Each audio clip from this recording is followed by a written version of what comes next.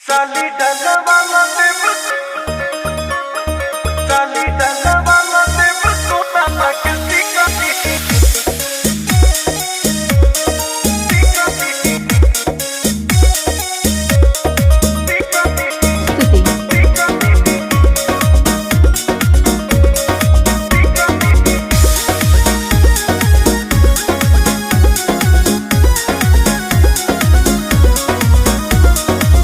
हाल के हम तो सेहन भइल बानी सुखर जवानी के रंग में नसानी ए जी हाल के हम तो सेहन भइल बानी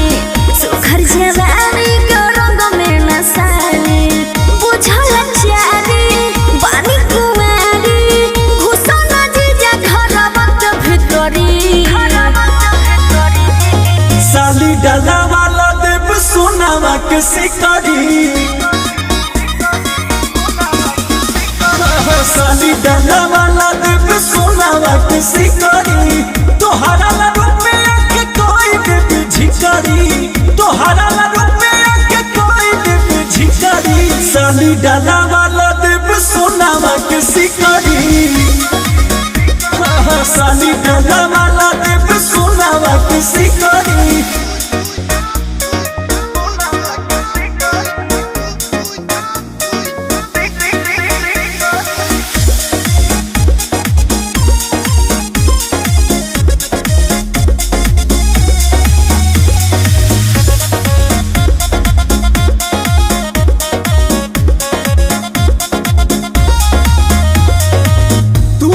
साली हम जीजा तोहार झूठो के महादेव भतू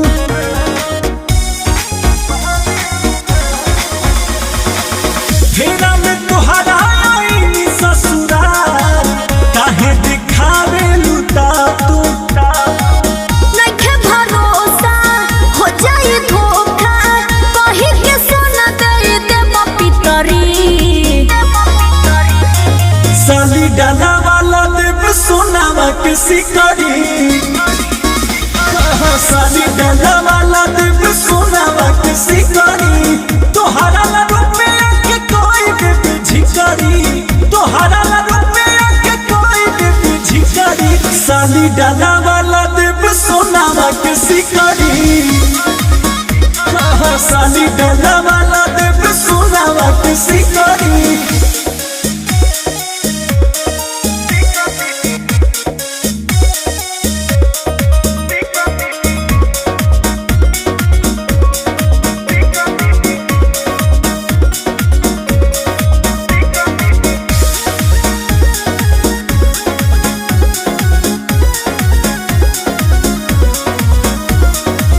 खोले दा खाता करा नाता से प्यार हमरा से कोई सुन वाला जो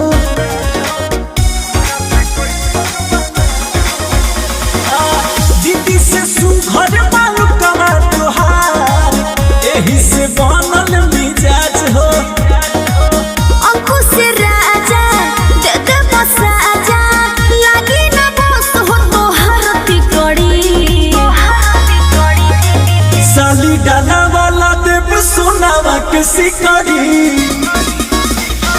साली डाला वाला देव सोनावा के शिकारी तोहरा ला रूप में आके कोई देवी झिकारी तोहरा ला रूप में आके कोई देवी झिकारी साली डाला वाला देव सोनावा के शिकारी साली डाला वाला देव सोनावा के शिकारी।